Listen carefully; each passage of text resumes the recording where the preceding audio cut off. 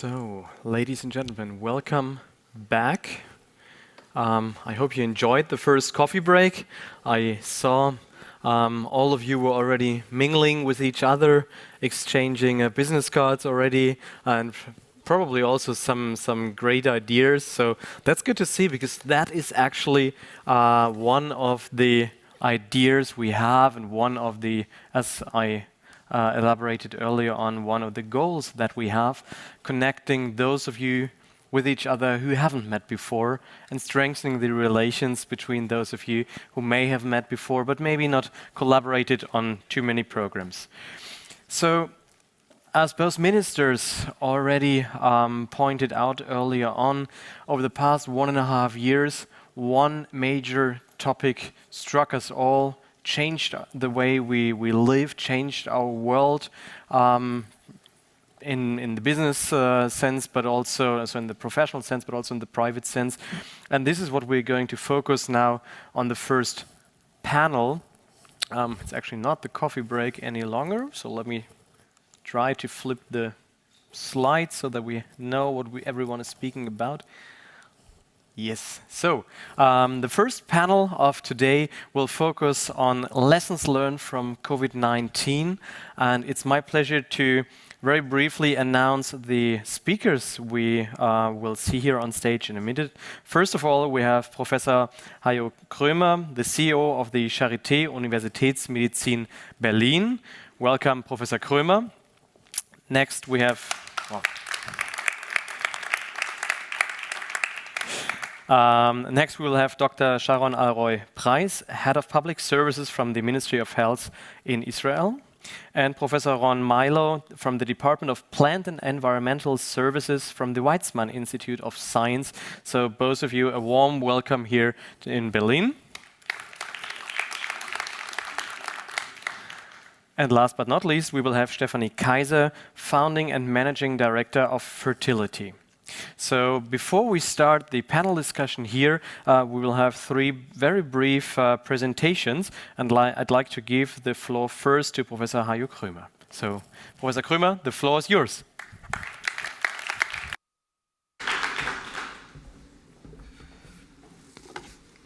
Well, thank you. It's a pleasure to be here, although I'm not really sure that I'm the right person to speak about AI in healthcare. What I can talk about is what we've seen during the last 15 months here in Germany.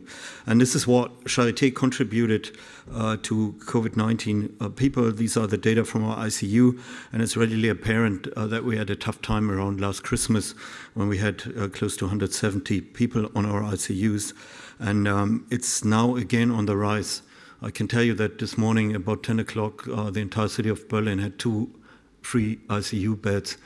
So it's increasing rapidly currently, and we're convinced that we will see the next wave to it. And the question is what we can do with AI during the pandemia, and it's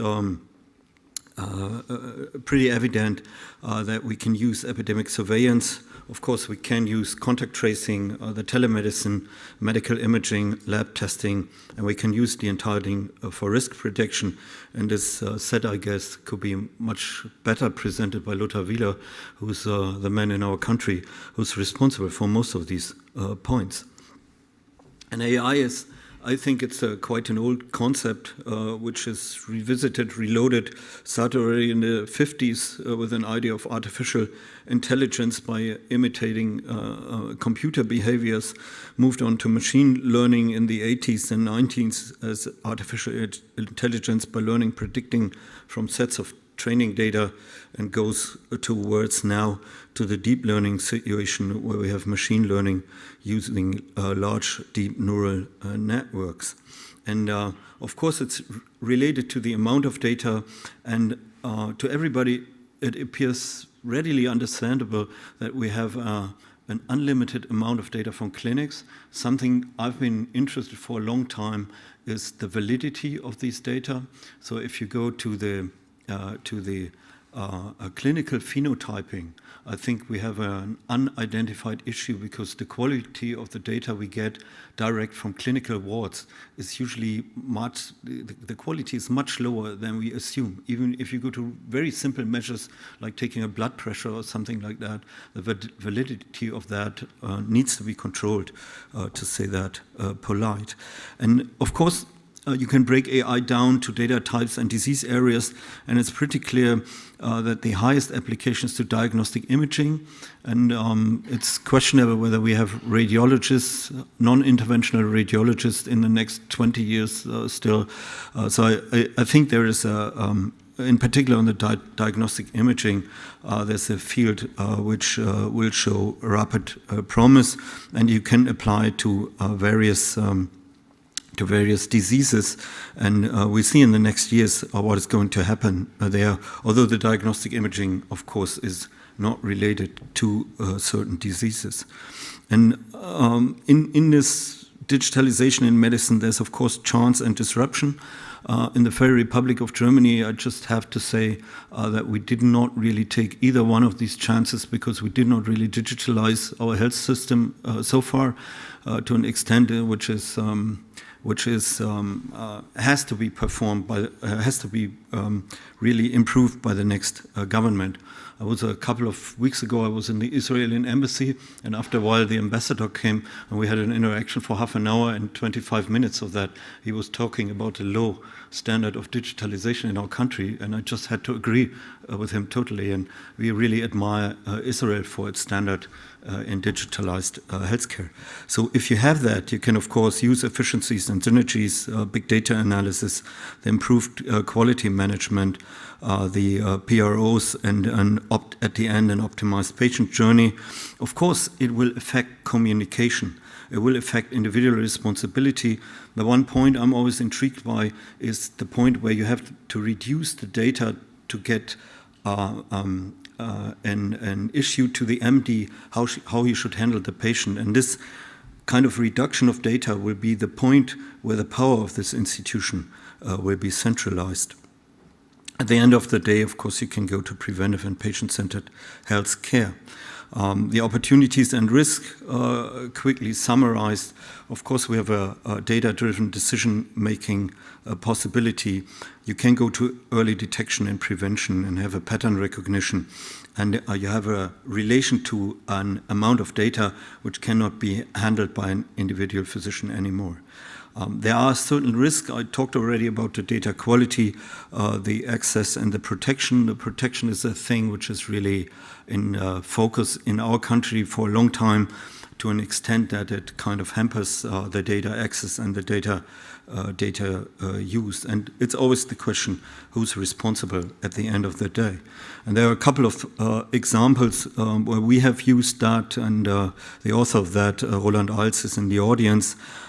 He published a paper in Nature Biotechnology associating COVID-19 pathology at a single cell resolution, and you could identify at the end of the day certain cell types by machine learning, and that was one of the approaches we have taken at Charité.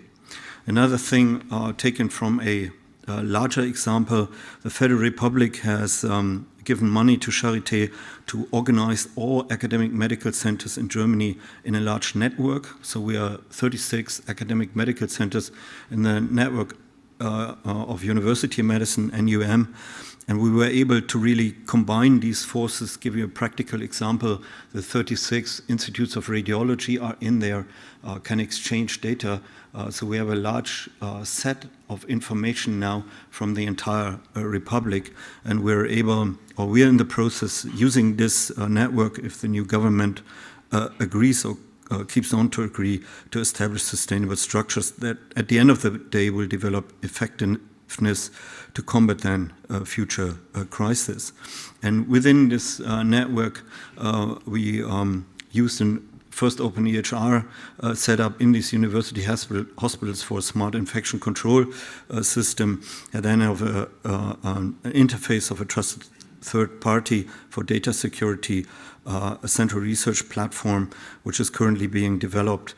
So overall, we will have something that relies on the contribution of all academic medical centers in our country, and we are pretty sure that this instrument will contribute to a better outcome in the next pandemia. There are other data exchange platforms where we use AI for smart infection control. In other programs we are currently running, the idea behind that is, of course, that you have an infection on a ward and you can predict by AI where it goes and how to fight that. And again, you would need a couple of implements like the contact tracing, the epidemiology, and the individual patient history on particular digital informations. There was a recent progress here in Berlin when we got the WHO pandemic hub, which is currently built up here in our city, which will again collect data worldwide and then use AI to predict these type of pandemias in a much better way than we could do that before.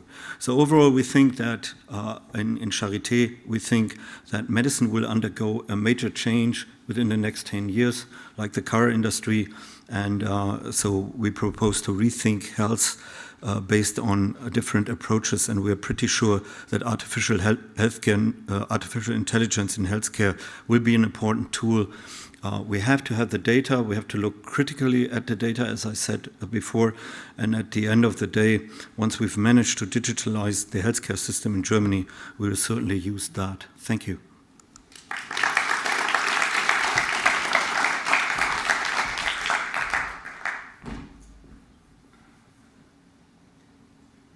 Thank you very much, Professor Kroemer. And without further ado, I'd like to give the floor to Dr. Sharon Alroy-Preis and to Professor Milo. So please, join me upstage. Hello, everyone. It's very exciting to be here. And what we wanted to share with you is an example of how it is important, especially in pandemic, to get digitalized information quickly online in order to be informed and get the right decisions in time. And I'm trying to figure out how to move this next. All right, so I'll start by saying that Israel has, in this pandemic, it took us several months to get to this point, but now we are at a point that every PCR test, every serology test, every antigen test that is done in a place that is not at home, is online, shared, streamed to the Ministry of Health. And in addition to that, we have all the vaccinations of all the citizens of Israel streamlined to us online. And we have the information of all the hospitalized individuals and their severity. So we have all this data. Every day we're looking at this data. And so this is so crucial in order to get the right decisions. So this is the example of what happened to us in the fourth wave and how quick decisions based on this data, digital data, was crucial for us to make the right decisions. Israel had a very efficient and effective vaccination campaign back in December and January, and we were able to actually vaccinate a majority of our eligible population within a matter of 2 to 3 months. But that left us with being the lead in regarding to other countries of vaccination status. And so if waning is part of what could happen with a vaccine in this pandemic, we would be the first one to see it, probably about 3 months before the rest. And this is what we saw at the beginning of or the middle of June. We saw an increase in cases, a surge, a fourth wave, which we were not anticipating. We got all those positive test results, and we saw an increase in the severe active cases. And I think you can see in the red there what was extremely alarming for us is, and I think maybe relevant for Germany, as I heard just now, the rising in ICU cases. This is what we saw in Israel about 3 months ago. We saw 60% of the people vaccinated are 60% of those with active severe disease were vaccinated. And this is because the majority of the Israeli eligible population were vaccinated, but we clearly understood that there was a problem. I'm inviting Ron. Ron is a representative of a group of scientists working with us from 4 leading academic centers in Israel, trying to analyze this data, knowing that we need to be very vigilant how we look at the data, because no other country is facing the same thing that we were facing back then, and making sure that we are analyzing this correctly. We actually collaborating with them, and it has been a pleasure. Thank you, Ron. So I know we don't have a lot of time. Let me run through the evidence from Israel, and I hope you'll find it useful. Everything I'll be showing you is also something like everything we analyze, we put it as quickly as possible after we analyze as thoroughly as possible for the whole scientific community to have it available. So for example, what I'll be showing here has just been published today in the New England Journal of Medicine. So it's all open out there. So what you're seeing here is the evidence for a waning efficacy of the second vaccine. Here, if you just focus on those ages 60 and above on the right, you can see that the rate is such that when you have people that were vaccinated early, say in January or February, the rate of infections is more than double the rate for those that have more fresh vaccines from 2 or 3 months ago. And you can see it for the ages 60 and above, 40 to 60, etc. This is true not only in terms of infections, but also in terms of severe disease that leads to ICU cases, which is what you see here for the older age groups. So this is the part of the evidence, and everything is documented about the vaccine. And this led us to decide, together with the fast increase that we saw that like if we wait another 2 weeks, we'll definitely need to get into a lockdown and would have our hospitalization system overloaded. And therefore, we started with the booster dose first for the ages 60 and above. 2 weeks later, we decided to open it for 50 and above, and from there onward. And what you can see is that there was strong uptake in the population, such that we have more than half of the adult population, and with the elderly group, more than 90% of the population that took a second dose now with the booster. And we think this was essential. Let me show you why. So we had a few million people doing that, which enabled us to do an analysis on the effects of the booster. So these are the results when you look, for example, at what happens for those that took the booster as a function of the time on the x-axis following the booster dose. And on the y-axis, you see the fold decrease in the rate of infections. So if you take as an example there, 2 weeks after the second dose, after the third dose, the factor there is about 10-fold. Okay? So you see a 90% reduction in the rate of infections among those who took the booster versus those with 2 doses. Okay, so not the unvaccinated, with that it's even the higher protection, but the protection is 10 times better, which, as you can understand, is huge in terms of the implications. We see that throughout. So this is for ages 60 and above, for which we have the most information, but now we have that throughout all the age groups. You can see on the right a similar pattern for all age groups 16 and above, and you can see it summarized in the column on the factors, so anywhere between 9-fold to 18-fold, so somewhere between 88% and 95% or so in terms of decrease in the rate of infections versus those with second dose. This is analyzing it in order to decrease the biases with something known as Poisson regression. We're also doing it with a matching approach, that for every person we take another person as similar as possible and following it with time. And we also take people with the third dose, what happens to them 2 weeks afterwards versus in the first week where the efficacy is still very low. And with all of those 3 independent approaches, we're seeing very similar patterns.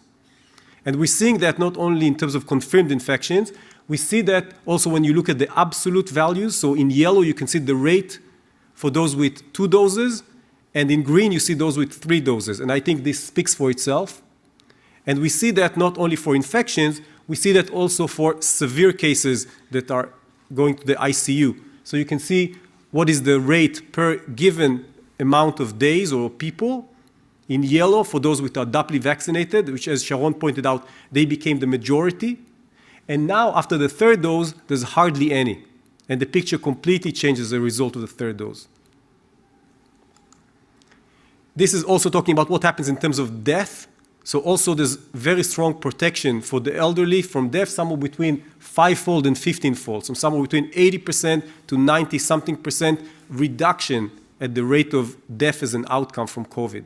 So also very, I don't think I presented results which were as strong as this ever. let me show you what happens nationally as a result of the booster campaign. So what you can see here is what happened after starting the booster campaign for ages 60 and above. You can see in orange that all the age groups continue to rise, but the group that got the booster, the age group, had a sharp decrease. So that was a very strong signal at the national level. We see that not only for what happened in the beginning, but this, you can see, is what happens to the severe cases, not only confirmed infection. You can see here in green is what we had the cases, the absolute number of cases for those which were with second dose, and the second dose was already half a year or more. But after we gave the booster dose, you can see in black, those that were unvaccinated kept going up, but those that got the booster dose in green, that started to decrease rapidly, such that we got to a situation that there's hardly such cases.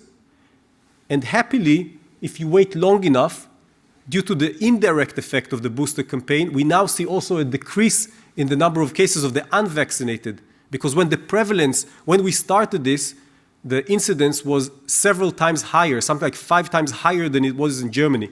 Now we are 3 times less than in Germany. And when you have such lower numbers, that also protects also the unvaccinated.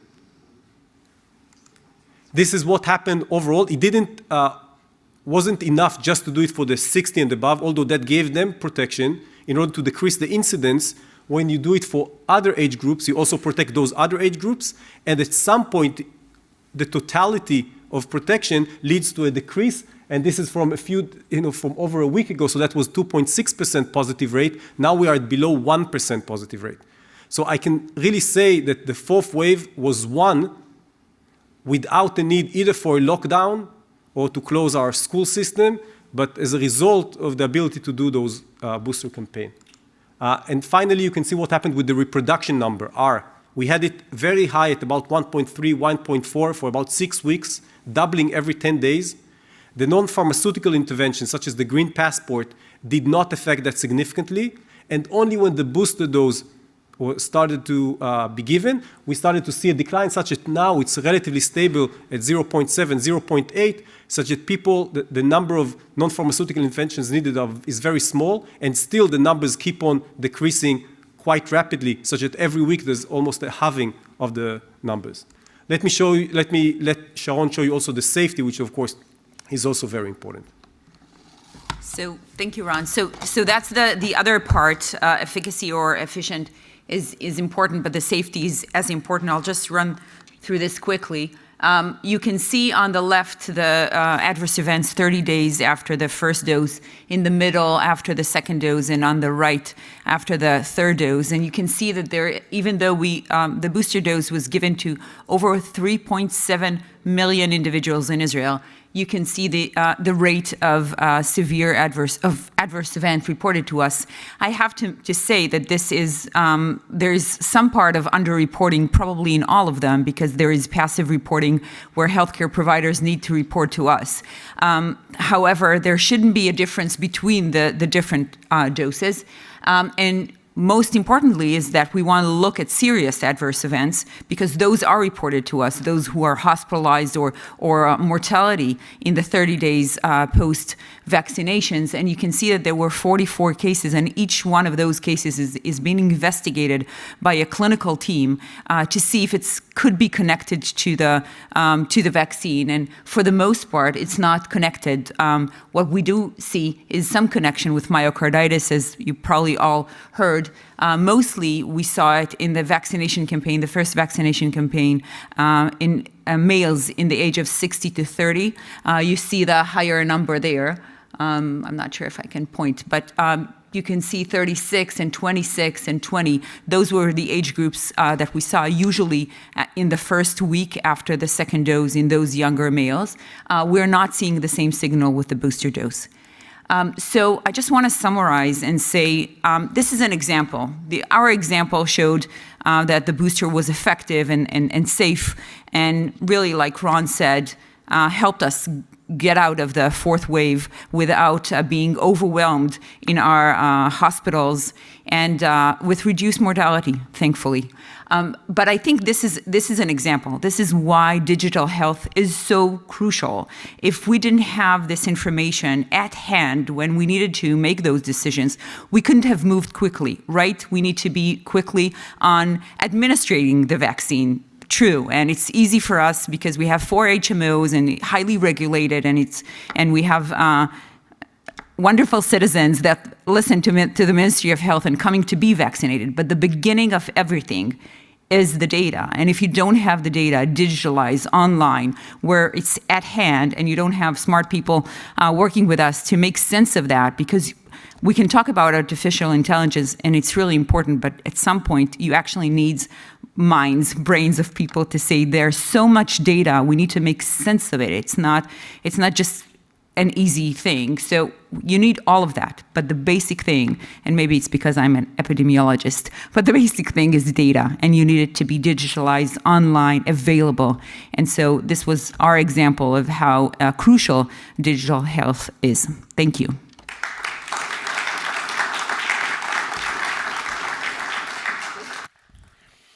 Thank you very much, Dr. Alroy-Preis and Professor Milo.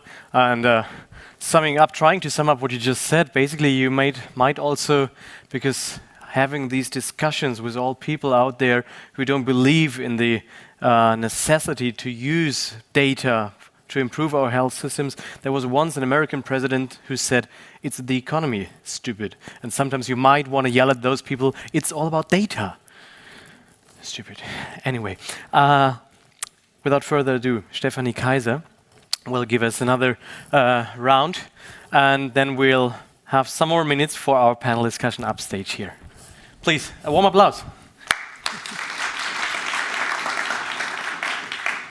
Well, first of all, I should say that it's really hard to follow this talk that we just saw because it's just so impressive and I'm actually in awe.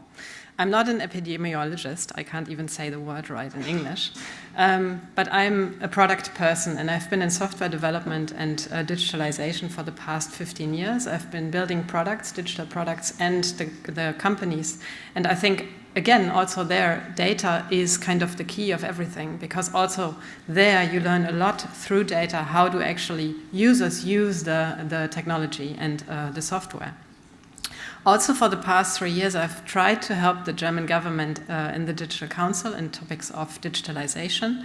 And so I'm bringing kind of the view from the startup angle here, but also from the governmental side a little bit. The latest thing I've done was in 2017 building a digital health platform here in Berlin called Heartbeat Labs. And I'm saying this because, one, we invested in digital health companies, but also we built them.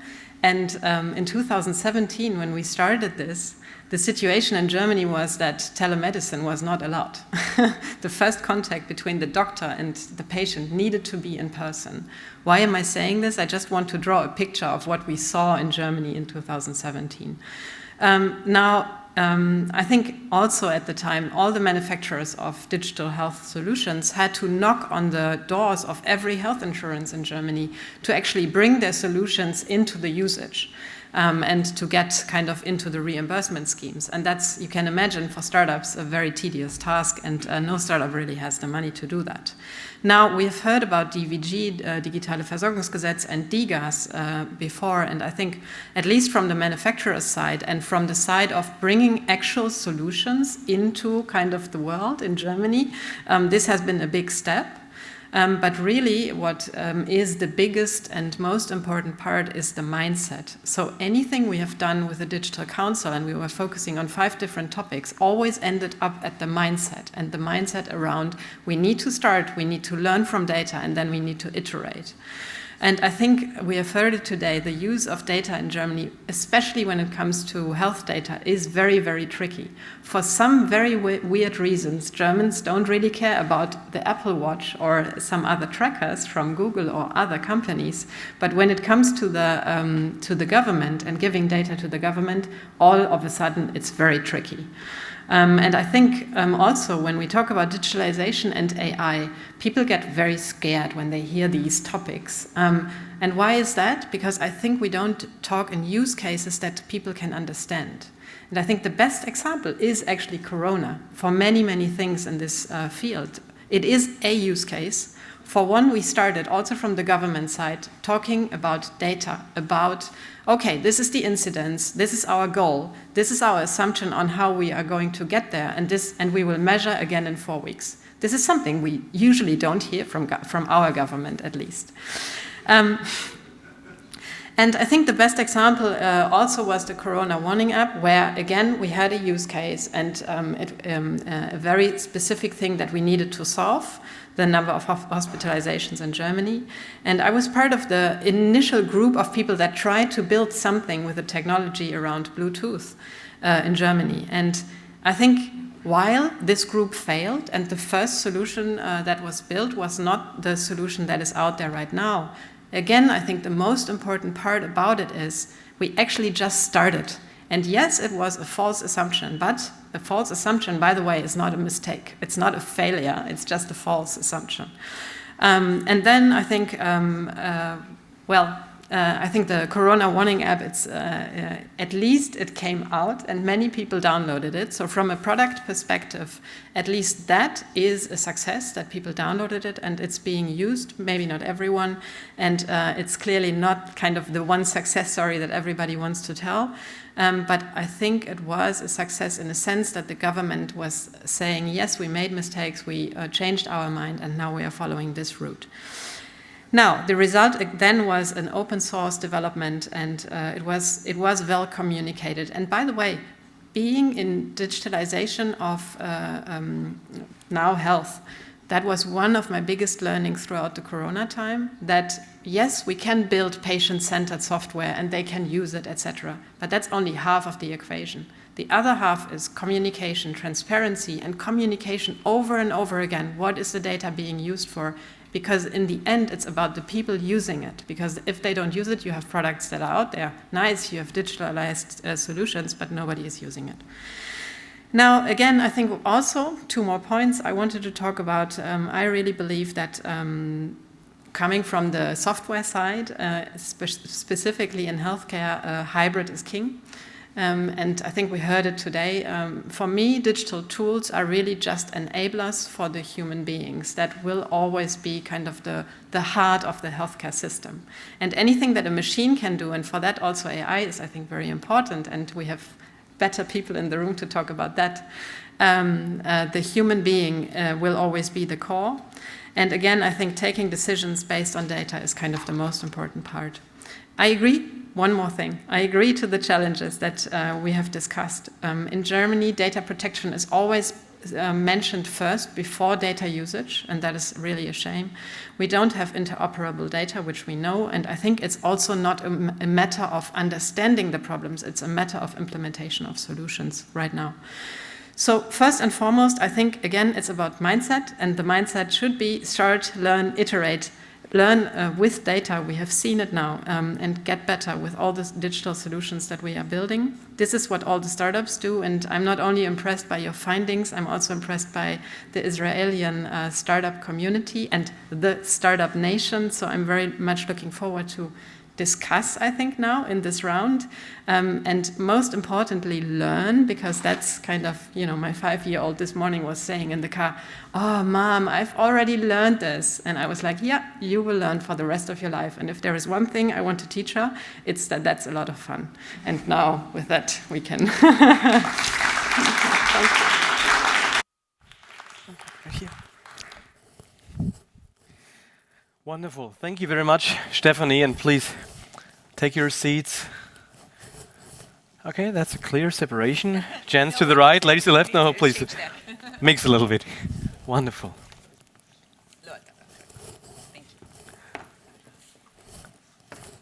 Okay, all set. That's good. So thank you very much to all of you for these inspiring presentations.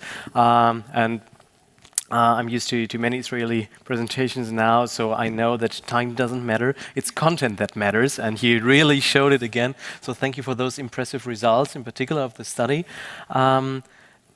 And as you try to sum up basically this impressive presentation, you mentioned this one thing that I already pointed out. It's about data. It's about data usage, and Stephanie also mentioned it. We need to not only speak about data protection, but about data usage. So what would you say in a nutshell? I mean, this is the stage to do it. What can Germany and also other European or other countries around the world learn from the Israeli experience, how you tackled COVID and how you came up with those amazing numbers now? I think one of the advantages in Israel is that really digital health started about 20 years ago, 25 years ago. So we were at a better place. But even at that point in time, when the pandemic started, we didn't have labs going online to us at any point in time. And it took us some time to get this thing rolling. I think what we need to do, all of us, and it's Israel, Germany, and I think the rest of the world, is try to see how we build a system where we're not pulling data all the time like a big brother. We don't need it all the time, but when we do need it, it will be a press of a button and we'll get it, whatever is needed. And so we need to be smart about how we built this system, very agile, to make sure that we get the data that we need in order to protect the health of the citizens, but only when we need it. And then I think if people will feel safe that it's not being used when it's not needed, and there are ways to protect the data, they can let go. But we need to be smart about it. And I think Israel has a long way to go there. We're not there yet. Well, we are all on the same path. Maybe some are more progressive and more progressed, but Stephanie pointed out one very important point. It's about communication and building trust.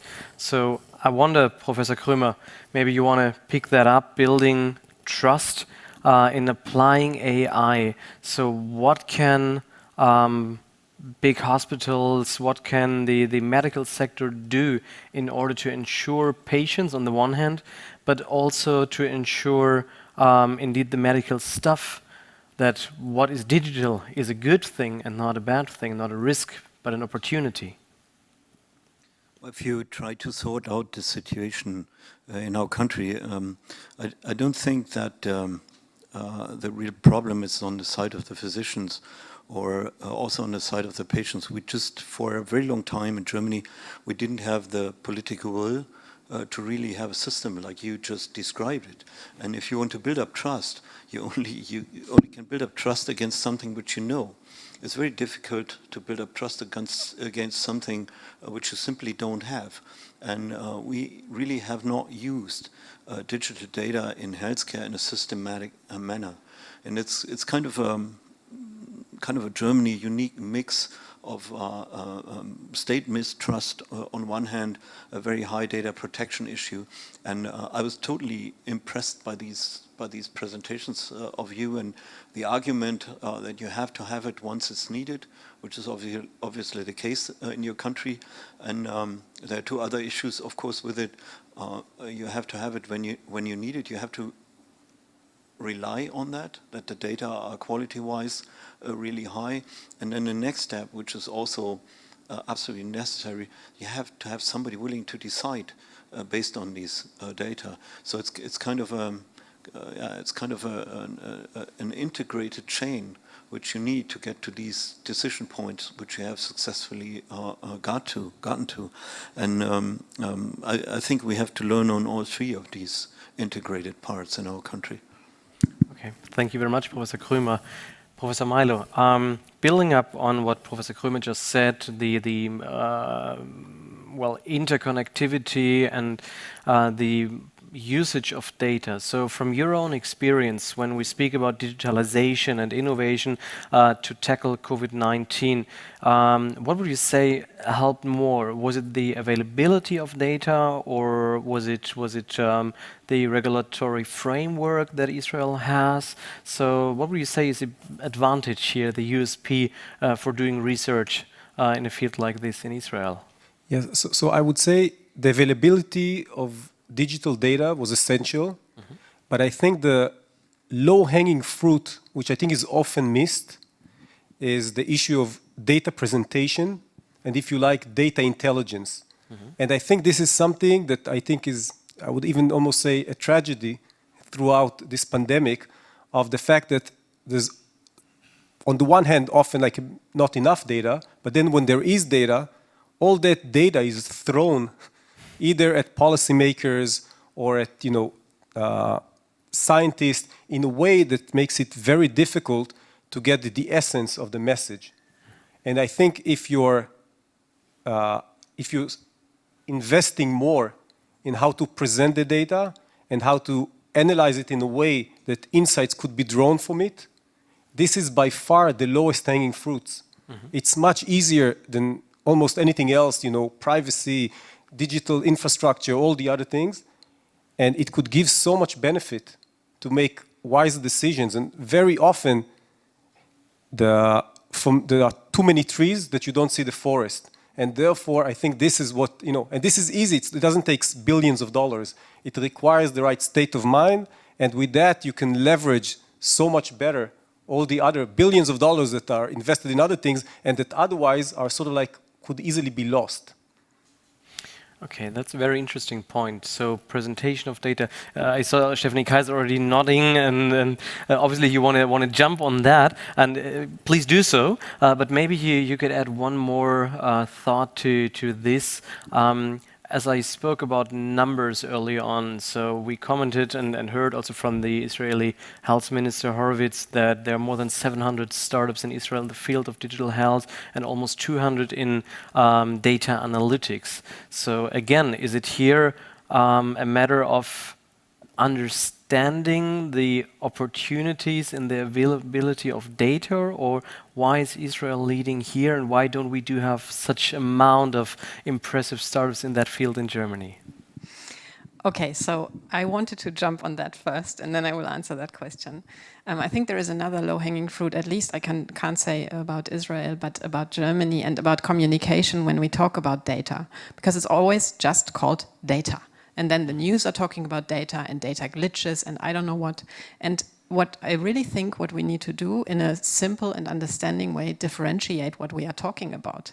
There is personal data, there is anonymized data, and there is usage data of digital health solutions, for example, and that is completely different things. And I think there should also be kind of different fences for the different data. Sometimes I think we don't even ask anymore, what are we protecting? And I think that is a very important and maybe low-hanging fruit.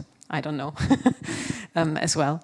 And then why don't we have such a vibrant startup community in healthcare as in Israel? I'm in awe again.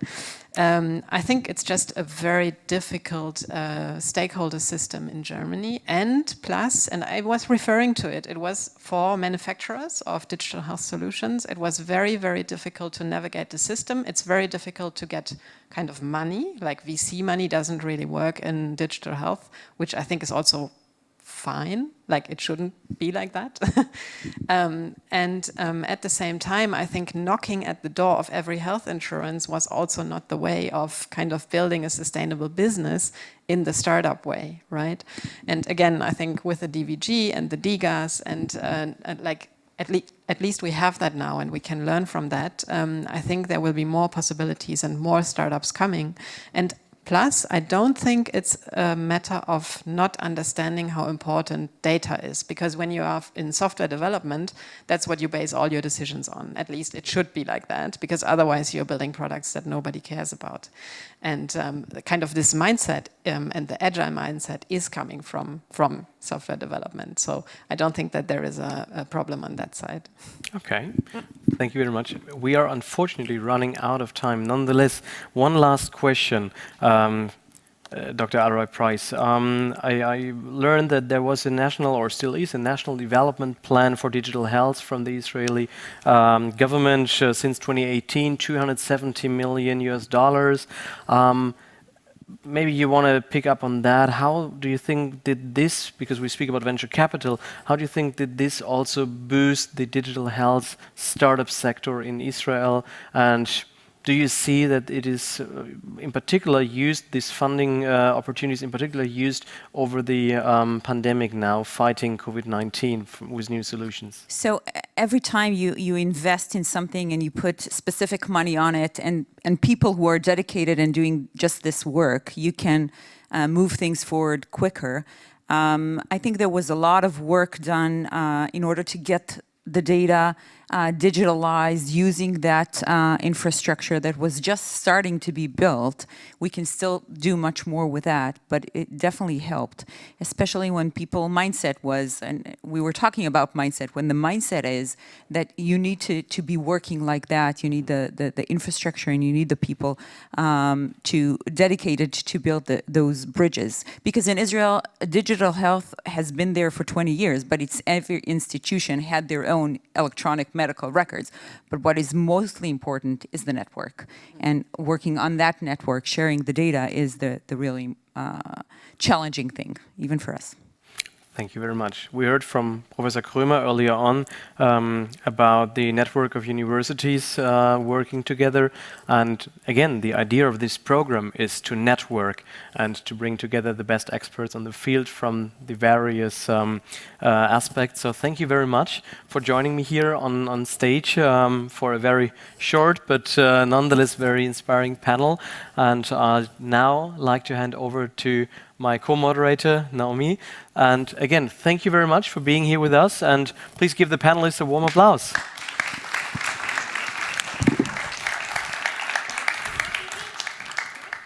Yeah, sure. Stephanie? Sure.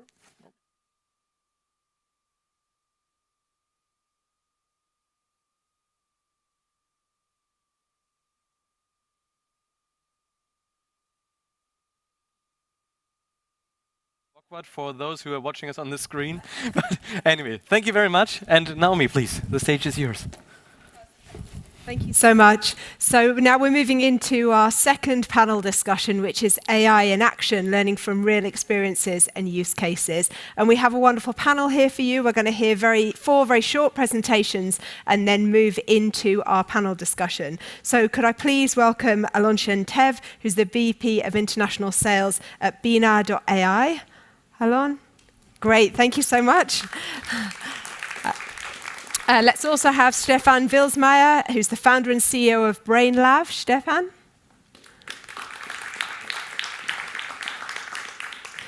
Rina Shainsky, who's the chairwoman and co-founder of Duality. Rina? And lastly, Tobias Hyman, who's the head of artificial intelligence at Siemens. So welcome.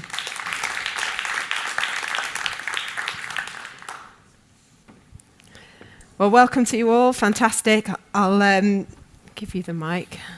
Oh, yeah. Wonderful. Okay, so we're going to hear four very short presentations so you understand a bit about the background of all of our panel, the participants, the experience, the problems they've solved. Alon, can I come to you first? Sure. Right. Wherever you like. Yeah, I can see it. Hi, everybody. Pleasure to be here. Appreciate the kind invitation. Binaz, in my quick session, I will try to discuss about how Binaz can bridge the gap of the expected short in medical staff. And this is a trend which is expected to grow, of course, in the future. And this is by Binaz Revolution vital sign monitoring as part of the digital experience. In essence, Binaz can transform your phone, your laptop, your tablet into a medical device. How do we do it? Basically, we are hooking to the camera, the front-facing camera or the back camera of your phone, and we can identify the reflections of light coming from the skin due to the pace of the flow of the blood under the skin. And then we transform this into vital sign. Currently, Binaz can extract 6 vital signs, starting from the, let's call it the simple ones, which are heart rate variability, and mental stress, which is the Bayevsky stress measurement. And the more complicated one, which typically involve machine learning and deep learning, by the way, the first 3 are pure signal processing, so it's analytical only. But the following 3, which are respiration, the respiration per minute, as well as blood pressure and oxygen saturation. This is actually machine learning and deep learning activity. I'm not sure if I have time to discuss about the AI capability, but maybe afterwards. Okay, that's great. Well, we wanted to hear a bit about the validation, the regulation, the ethics. So whether you want to include that now or you want to come back to it in the discussion. No, I can talk about it now. So first of all, Binaz is a medical as a service solution. So we are not absolutely not just a gadget, of course. And we are on our way of getting a Class 2 medical certification, both from CE as well as with the FDA. With the FDA, the initial ones will be respiration rate, heart rate and respiration rate. For this, it will be 510K. But the de novo will be, because there is no other company in the world that have done this, we are aiming high, is for blood pressure and oxygen to get a de novo approval from FDA. This will not be on Q1 next year as the first ones, but hopefully within 2022, hopefully. Now, as for specifically regarding the validation process, so first of all, Binaz is using probably the best-in-class medical facility or clinical facilities, which called Clinimark from the US. But nonetheless, all of Binaz customers, and we have about 120 business customers spread around multiple verticals, all of them have done or conducted medical validations before they become our customers. We are working with Clalit, which of course everybody knows over here, with Generali from Germany and many, many others. So there is not a single customer that we have out there that have not validated the accuracy and the stability of our data versus gold standard, which is medical devices. Fantastic. Thank you so much. Well, we can move along with our presentations and then come back and discuss some of the really interesting themes that you raised there, particularly around the validation and also the regulation that you've discussed. So, Stefan, would you like to do your presentation next? Sure. So, I'm Stefan Weizman, I'm the founder and CEO of Brainlab. Brainlab digitizes surgery. So that basically means we create a perfect model, an anatomical model of the patient. We link it with the action in the OR, and surgery is probably the most analog thing you find in healthcare. And so this is something that, of course, will improve outcomes and make surgery more effective and less invasive. But then, as part of that, we also generate a lot of data. So AI plays a role in the primary use of the data to basically improve and optimize the treatment for every patient. But there's also the opportunity of secondary use of data and sharing the data with others. And I think they're quite different things. So, maybe my thought about this panel is, while you could say it's maybe a random combination to have basically a German and Israeli combined conference on that, I think it's actually the perfect combination. Because, on the one hand in Germany, as we've basically shared a couple of times today, we admire the rate of digital transformation in Israel and the agility. So, for example, we acquired a startup company in Israel a decade ago and have further grown that, and we're actually using Israel as also a test market. So we basically, because of less regulation, have many times treated the first patient with a new technology, of course, very safely, but basically have been also able to generate data there that helped us to optimize our products. On the other hand, Germany is the third largest healthcare community market in the world. So I think for also the Israeli startups, where basically the local market may be too small, it's still an attractive market to look at. And you could argue with all the regulation and data protection oversight, it seems at first the least attractive market to focus on. But if you crack Germany, you basically unlock your products for the world, for Europe and the world. And so us being a German company, we actually think it's the perfect market because it's probably the only system that really scales globally. Google Health has actually really started with looking at the US market and looking from how they can take this somewhere else. And I think we all know how that has been quite difficult. Two more quick thoughts on AI. I think that, it was also mentioned a few times, the quality of the data matters. And it's not just about the quality, but understanding the way of how the data was being generated and having a validated data generation process. Because a lot of times when we start using data and trying to develop and use AI, if we don't understand how the data was coming together and how it was generated, there's a lot of bias, and that is really making things difficult. So we need also not just innovation in the use of data using AI, but we also need innovation along the entire data generation chain. And fundamentally, I think in AI, the challenge isn't to have the smartest or the most intelligent AI algorithm. I think the money to be made in that segment is about basically developing, validating, and deploying AI-based algorithms. And I think this is basically one of the big challenges, and and we need to devote more effort on that. Fantastic. Well, you brought up three really key themes there that we need to come back to in the discussion, because I think this is what is expected of us, that we dig into some of your practical examples of how you've developed, validated, and scaled up your deployment of your product. So let's keep going. We'll hear the presentations and we'll come back to discuss some of those themes. Thanks so much, Stefan. Rina, let's come to you for your presentation. Oh, Rina here. Sorry. I've got one more here. It's okay. So it's pretty clear, based on all the presentations, that we all agree that to extract value from data, data needs to be analyzed, machine learning models need to be developed and deployed. Now, and for this purpose, organizations, including healthcare organizations, need to collaborate often with their ecosystem, which includes their suppliers, partners, and government as well. But what if the data, which is the case in healthcare, is very sensitive, very valuable, and protected by regulation?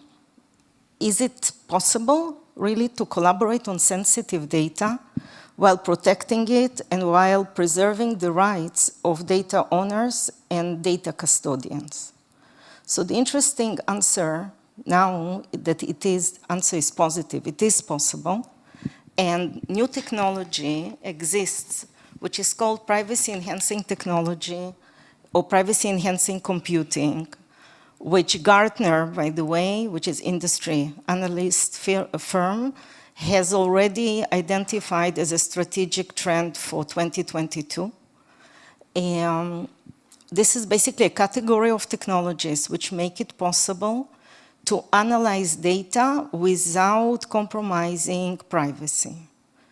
Duality is exactly active in this field. We enable data science, machine learning, AI, on encrypted data without decrypting it during the analytics process. So this advanced form of encryption, by the way, is called, if you hear the buzzword, you might hear it more and more, called homomorphic encryption. It allows analytics to be deployed and performed on encrypted data without decrypting it, which unlocks many new collaboration possibilities, including on the cloud, including cross-border, including between organizations that want the result of joining forces but don't want to lose control over their data. So this happens a lot in healthcare because you want to increase cohorts or you want to augment the data from one organization to another, and still you want to keep control over the data and definitely not to compromise privacy. So, for example, there are many interesting use cases, such as in oncology with precision medicine. Usually, no single medical center has a critical mass of patients. And if you want to run real-world evidence studies, you really need to combine into larger cohorts. And usually, there is a difficulty of putting this data together. So there are new collaboration modalities today. The data doesn't necessarily need to move. And it's possible to do analytics in federated manner and apply AI and machine learning in such manner, and even whatever comes out from these organizations can be encrypted and protected. So it's very important to realize that there is a huge progress in technology. And just a few words about duality. Duality was established 5 years ago. Our founding team includes world-renowned cryptographers, including a Turing Award winner, Professor Shafi Goldwasser. She is also from Weizman Institute, Berkeley, and MIT. And data scientists coming from also strong security background. And also we are a World Economic Forum tech pioneer and a Gartner Cool vendor. And in this new category called privacy preservation in analytics. So my main message here that actually this conflict between data utility and data privacy needs a technological solution. It will not be solved only by policy. Policy also needs support of technology, and there is actually a new area emerging called RegTech, regulation technology, which basically technology needs to help to enforce and to address the conflict between individual privacy and, for example, public health and collaboration on data. Thanks so much, Rina. That's really interesting. Okay, Tobias, let's come to you for the last comments here. Okay, thanks. And I'll start with a couple of words about our company, right? Siemens Healthineers. So the purpose of our company is to advance human health. And for that, we are working in 3 main areas: in diagnostic imaging, in lab diagnostics, and in advanced therapies. Now, as you're probably aware, we are selling a lot of hardware. We have CT scanners, MR scanners, C-arm system, precision vascular robotic systems. We have devices for radiation therapy planning, and we have equipment for lab diagnostics. But all of this hardware is fueled and run by software. So it's our expertise in healthcare digitalization, data, and AI that is key to our success. So I'm coming from our technology excellence organization, where we have a large global team that is dedicated on digital technologies and innovation. And the largest part of this team is working on topics as machine learning, now AI, right? And this topic has come a very long way, right? Since we started working on it some 2 decades ago. So sometimes I'm still hearing discussions, right? What will AI be able to do in the future, or what will it be good for? But I think that point is moot, right?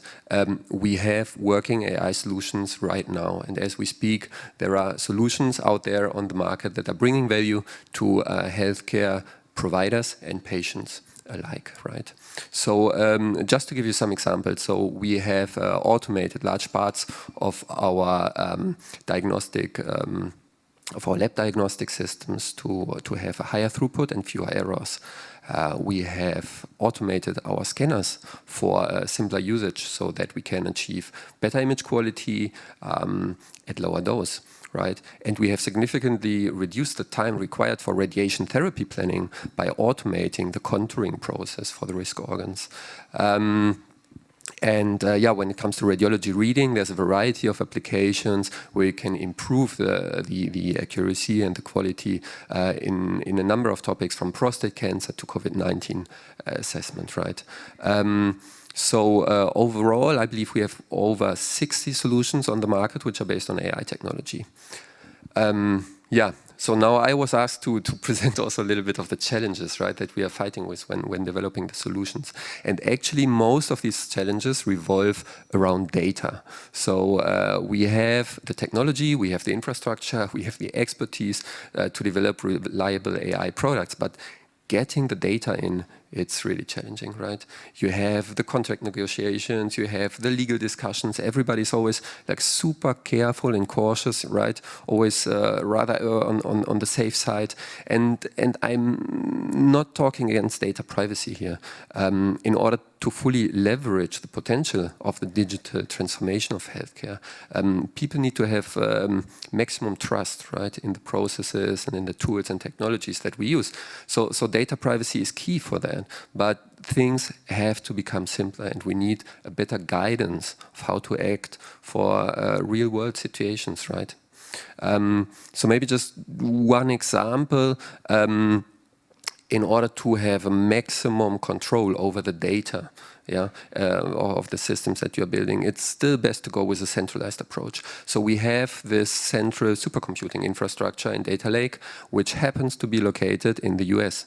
So now with GDPR and Schrems 2, it gets increasingly difficult to move data to the US. Sometimes it's impossible. So I think we need a solution, right, to work around that, and the company should be able to process the data in one place when it's, yeah, it's enabling us to build more efficient solutions. So anyway, I think good news is that people are more and more realizing the value of data for healthcare, and there's a number of initiatives also pushing forward, building up data repositories, right, to advance healthcare and research. So with our team, for example, we are participating in a number of European projects with the aim of building up large repositories around cancer. So this is great, but what we see is there's still a very large discrepancy between the data usage for academic research and the data usage for companies, or for industrial research. And sometimes I wonder why, because I think the private sector research and development contribute significantly also to the advances of the healthcare system. And this is something I believe that should be acknowledged. Yeah, I'm already over time. I would have another topic about data integration, but which has been touched upon already and mentioned a couple of times today. So I skip that, but it's a super important topic. And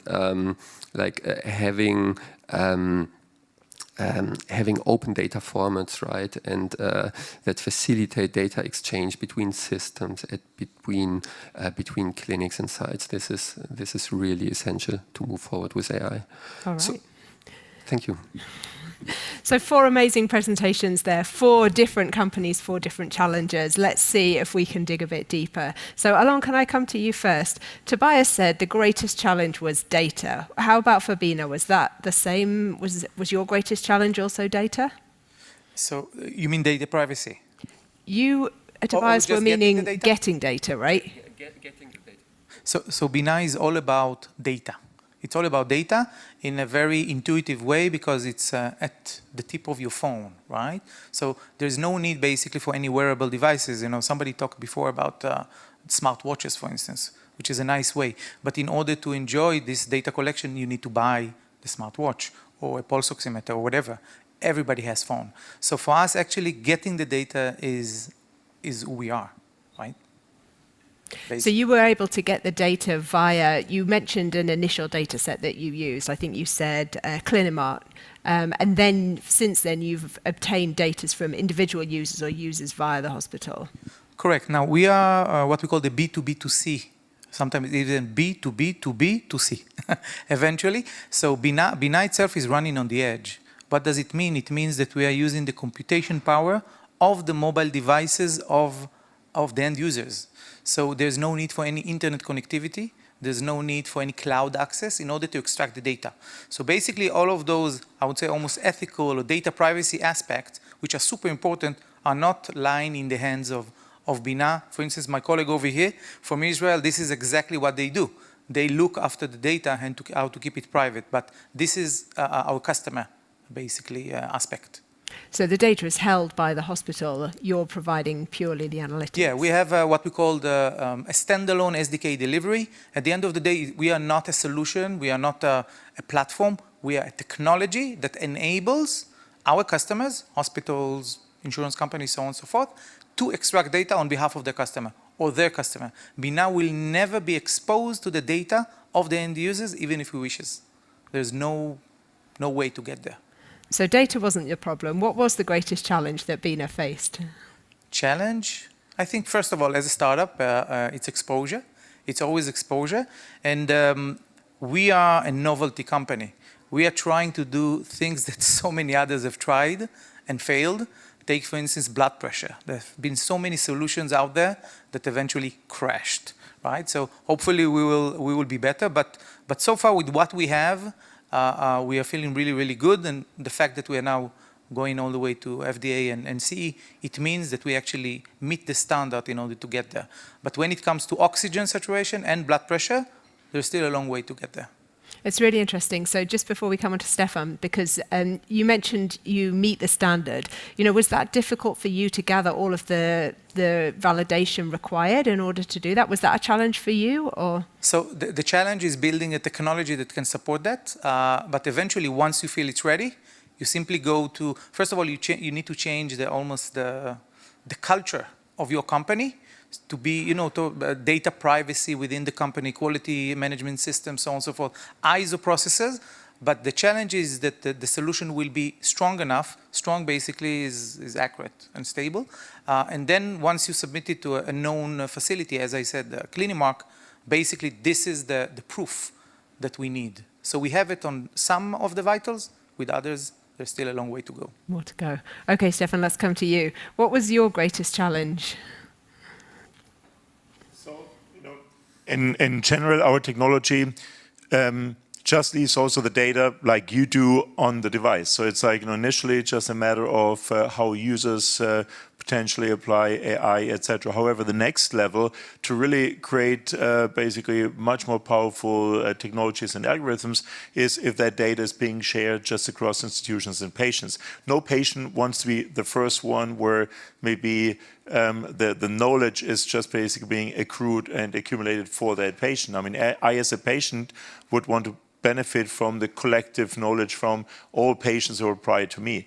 So ultimately, there needs to be an exchange of data, and basically, although it's not a challenge for us in our business right now, the big opportunity is basically what I'm talking about. And I think Germans are always accused of talking about the scares and the downsides and not about the opportunities. So therefore, I want to talk about the opportunities.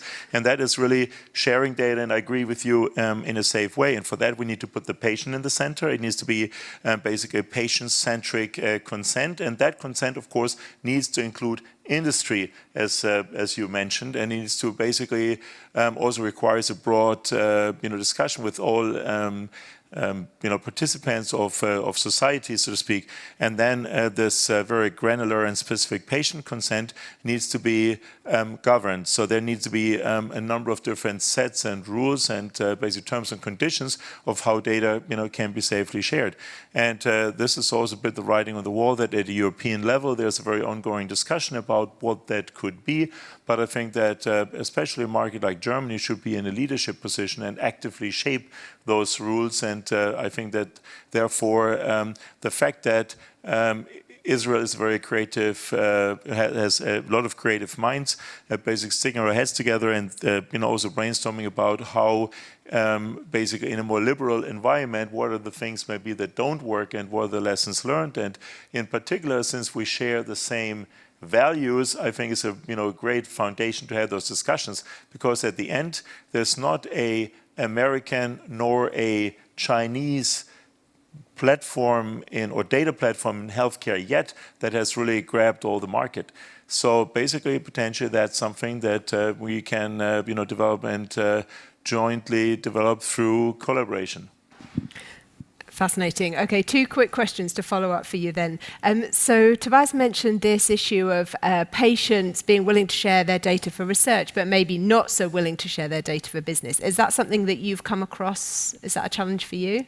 I think in general, patients are, and surveys have shown vast majority, and it ranges somewhere between 70 and even like 85 or 90%, are willing to share the technology. They want to understand what data is being shared and how, and they want to be in control of what type of data to be shared or not to be shared. And maybe they don't want to share it with everybody and not all of the data, maybe basically not data about mental health and different other domains. And so we really need to put the patient basically into control. And we need to explain to patients that a lot of today's technologies won't work unless there's a company that develops it. Vaccine is a perfect example, but you can also look at MR scanners and anything else. So basically, writing a scientific paper is nice, but that won't cure patients. You need to have really a broad use of data between clinical research, fundamental and academic research, and also industry, and all 3 actors together will basically make healthcare better. So some kind of patient or population engagement piece required around this. So I wanted to come back. You've got the attention of the room here, and you were talking about the differences between the environment here in Germany and what could be the environment in Israel. In terms of legislation or ethics committees, or what works for you and what doesn't work for you, what would you like to ask the audience for if you have just a few lines to do that? Well, I think that Germany has obviously the challenge of basically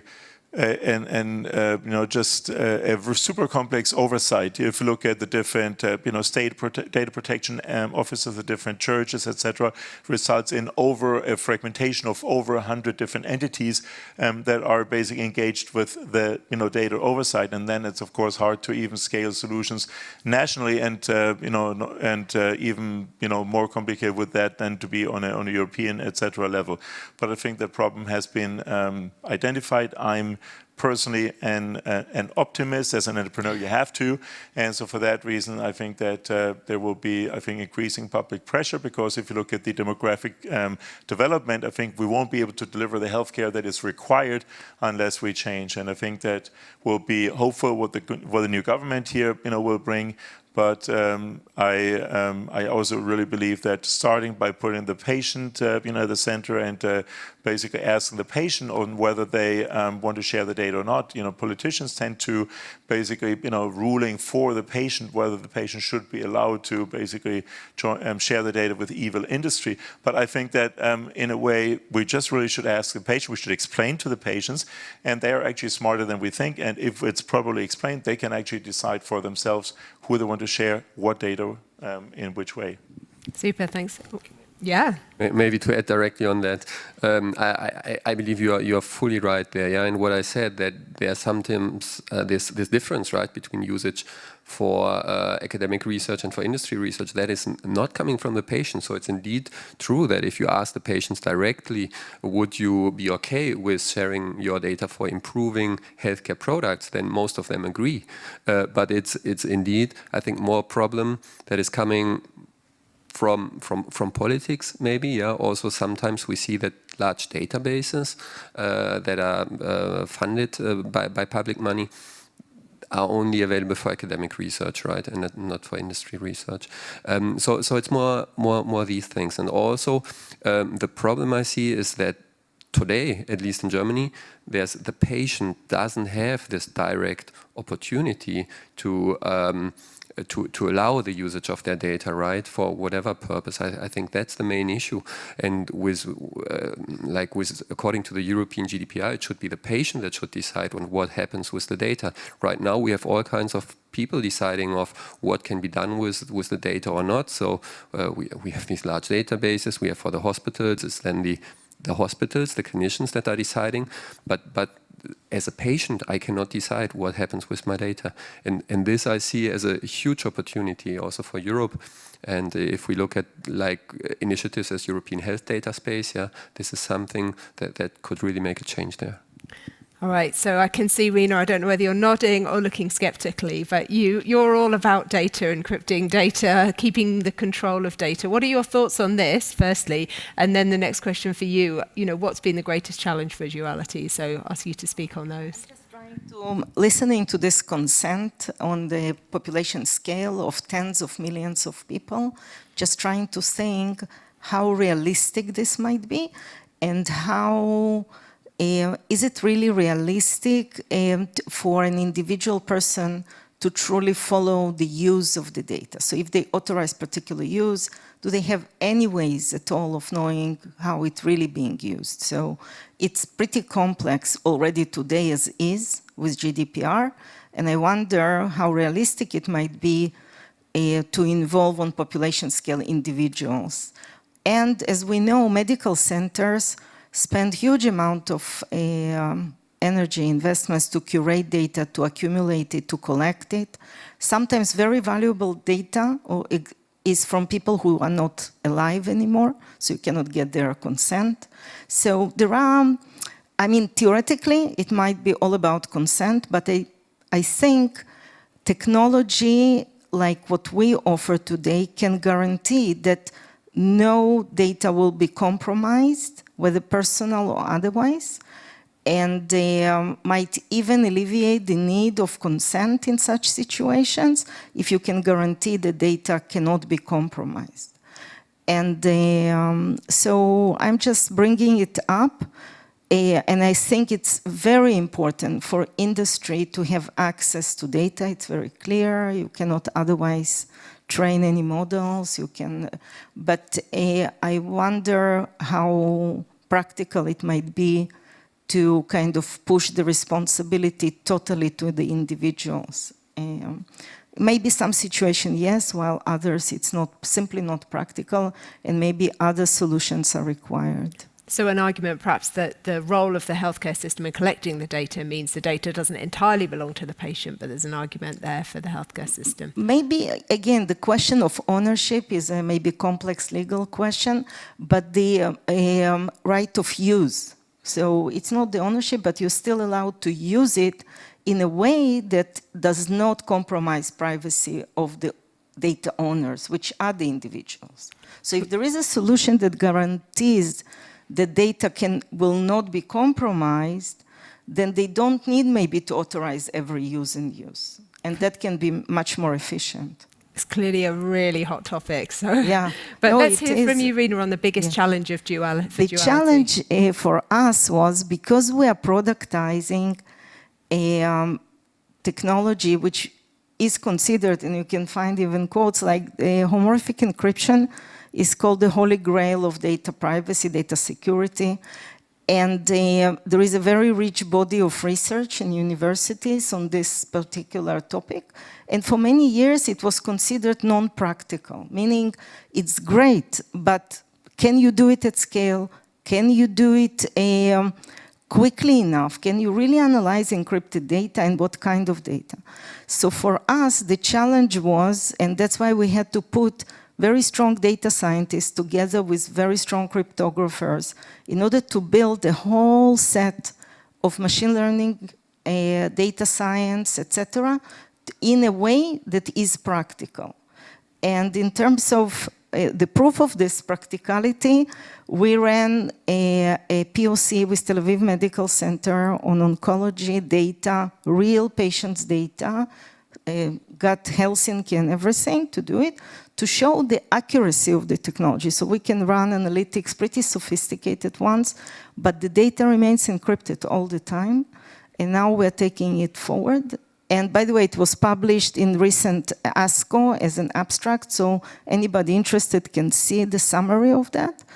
And also we published in Proceedings of National Academy of Science in the US, a study that showed that one can run GWAS, genome-wide association studies, on genomic variants in encrypted form. So, okay, let's pick up on that, because I can see where we could keep going on this, but we haven't got enough time. Yeah, sure. So one of the ideas of putting this session on was to talk about how, like Rina said, almost with the homomorphic encryption, it's like the holy grail. Does it, is it possible? Does it really work? And many people feel similarly about artificial intelligence, homomorphic encryption, technology that helps surgeons that isn't a scalpel. So the question that I'd like to ask you all is, do you consider trust to still be an issue, or do you think people are accepting now? And then also, what have you done in your different companies in order to demonstrate, or perhaps you haven't have to, but that the product works and is safe? So I'll come to you first.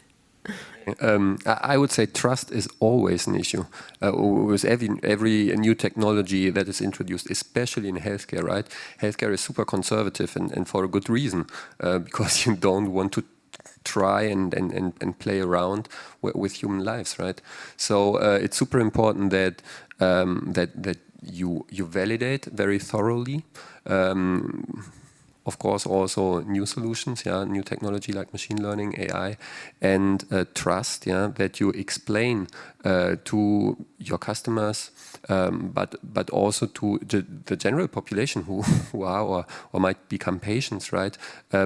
What is behind, right? And what we are doing to make sure that the technology really works. So I believe transparency is a very important factor, and it's definitely not solved yet for AI. Fantastic. Okay, so transparency, validation, and patient education. Rina, you mentioned academic publications. What else? And in cryptography specifically, open source is very important. So our underlying homomorphic encryption library called Palisade, it's open source. and they can be inspected by anybody who wants to see what is the foundation upon which our technology is built.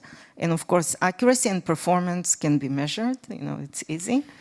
And I only want to add that I believe trust is a major issue.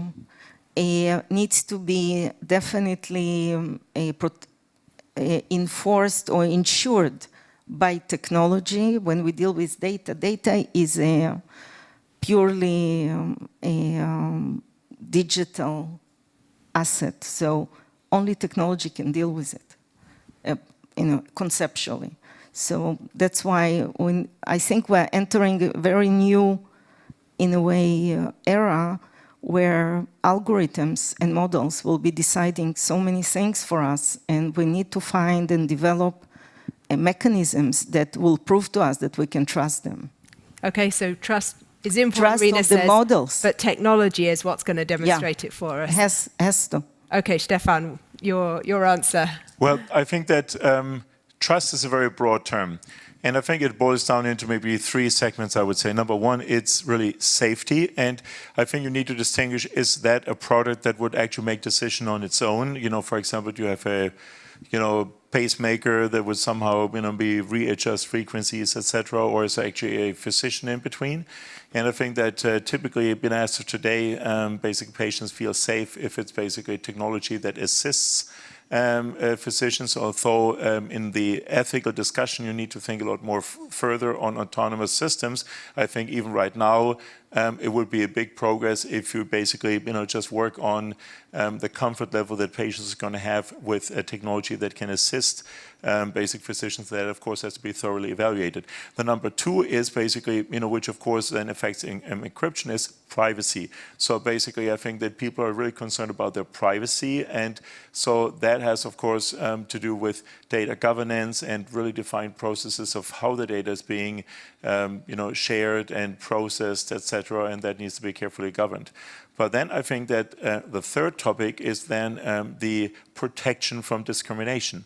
And I think that if you look just outside maybe healthcare, I think if you look at the big maybe AI-driven companies like Amazon with AWS, etc., they are operating in a number of different sectors, from basically maybe position data, language data, etc., and search engine information, and they've, for example, they offer a healthcare insurance together with an activity tracker, and if that is going to be really something that protects you from discrimination, I'm not sure. And I think therefore, I think there should be a separation between the different sectors. Companies processing data in healthcare should only operate in healthcare and not in the other areas, and I think that separation would definitely increase also the trust that basically the public would place into AI-driven healthcare solutions. There really must be that separation. So that's super interesting, especially for some of the big tech companies edging towards healthcare.